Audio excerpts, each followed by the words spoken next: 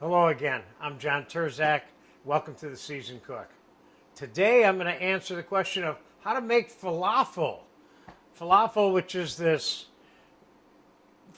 ground up chickpea or fava beans or both that are formed into a ball or a patty or a donut and either fried or sautéed.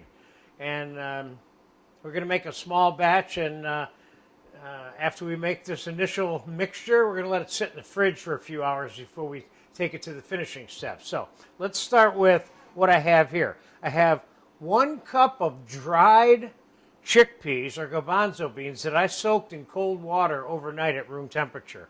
And they became 2.5 cups measured after they were soaked. So we're going to put that in the food processor. And we're going to put 1 egg in the food processor. And we're going to put about 1.5 tablespoons to 2 tablespoons of fresh chopped garlic in there. We're going to put a cup of cilantro in there. That's optional if you want cilantro in it. Then I'm going to take some dried cumin seeds, about 1 tablespoon of each of dried cumin seeds and dried coriander seeds. I'm going to grind them up.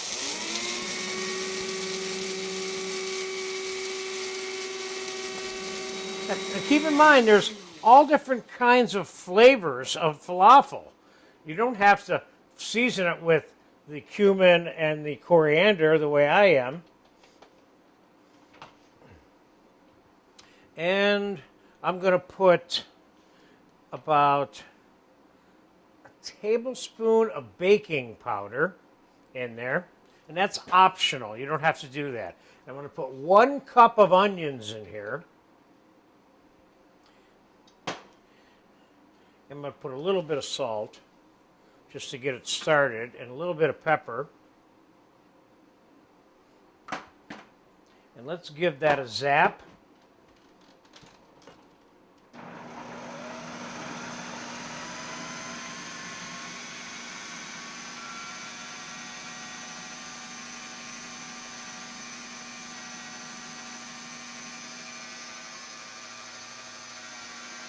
Put a little bit of olive oil in there.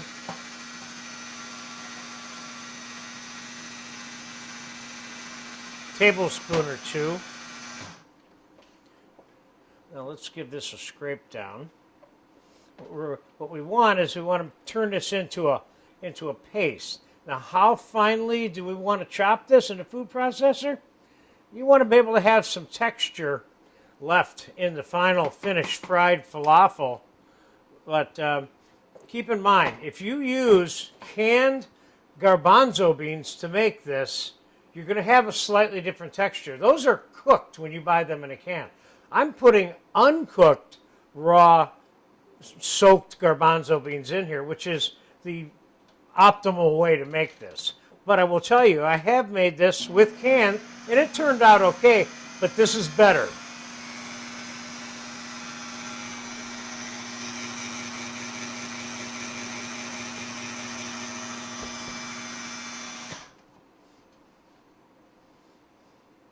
That is done enough for me.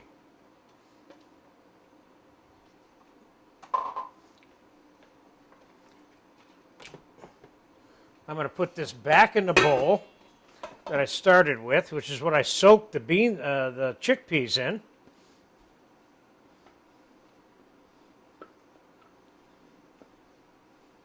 This looks good.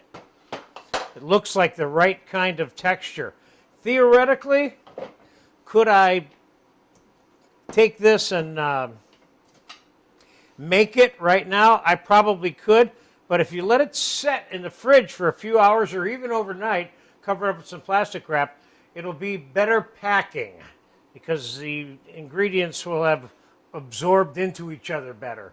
And I may end up putting a little breadcrumb in it if I think I can't make it into the balls that I want. But I'm going to make 2 versions for you. One, the round balls, which is very typical, and one like a hamburger patty. So you can make this like a sandwich in between 2 pieces of bread. It doesn't have to go in a pita which we're also going to do. So I'm going to plastic wrap this and put it in the fridge, and I'll be back in a few hours or tomorrow morning to finish it. All right, the falafel mixture has been sitting in the fridge for about 3 hours, and looks good. Looks like it's holding together pretty good. And I took a little bit of this and tested it in the fryer to see how it was going to come out, and I think it needs a little bit of breadcrumbs. So I'm going to put 3 tablespoons, maybe 4, and I think it needs a little bit of salt. So we'll put a little bit of salt in there. So we're going to make 1 hamburger patty like falafel, sautéed in a pan back here, and I'm going to fry 3 of these balls, and we're going to put together a pita sandwich. So I'm going to use this just so I have like a little measuring guide. One of the things you don't want is you don't want these too big, because you don't want them to have to brown to death in order to get cooked in the middle. Remember, this is uncooked garbanzo bean or chickpea puree here. So kind of pack that like a snowball a little bit. Just dredge it in a little bit of flour.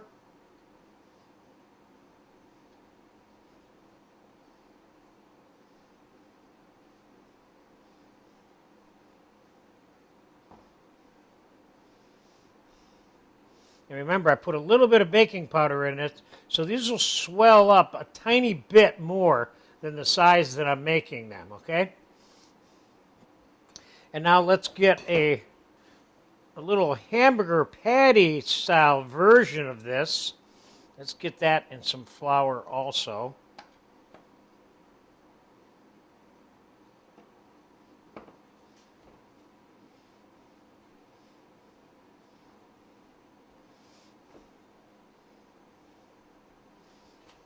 Get a quick rinse off here.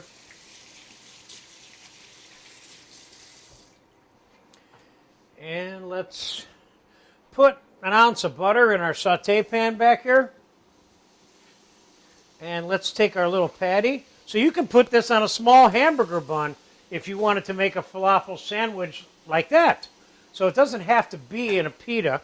And then I'm going to take these 3 and I'm dropping them in a 375 fryer. This was going to take about 5 minutes tops. So we'll be right back when they're done, and then we'll put the sandwich together. Okay, about 7 minutes has elapsed. These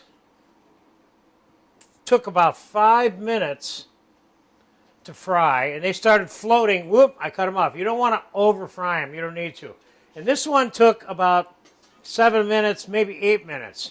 And I just really wanted you to make sure that you knew that you could saute your falafel in the shape of a sandwich and put it on a roll if you want. It doesn't have to be a pita thing.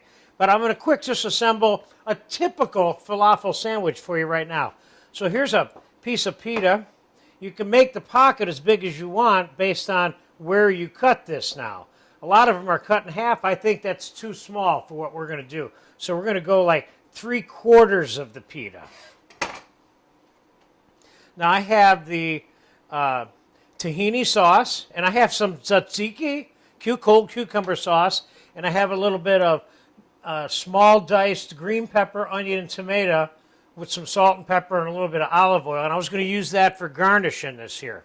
So what I would normally do is I would put a little bit of this inside, and I would put a little bit of the tahini sauce inside, and I'd even put a little bit of the tzatziki inside. Then I would put all 3 of these falafel balls inside the pita. Then I would put more tzatziki on the top.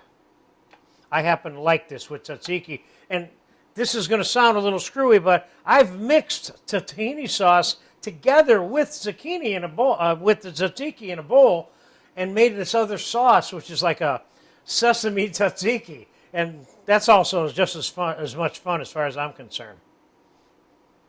But traditionally, the Middle Easterners tend to use the tahini sauce with this. And remember, the falafel, and I'm going to do a meze platter for you in this series that includes the falafel being used, but not as a sandwich. So now you got a little bit of vegetable garnish on there. And so there basically is your falafel pita sandwich. And it's ready to pick up and eat. And I would definitely have more tzatziki and that, etc. on the side. And as far as the patty, eat it like that if you want. You can just put this on a plate with some of this sauce and this veg and this tzatziki and eat it like it is with some pita points on the side if you wanted. So there you have it, how to make a good basic falafel. Enjoy this one. I love this stuff, by the way.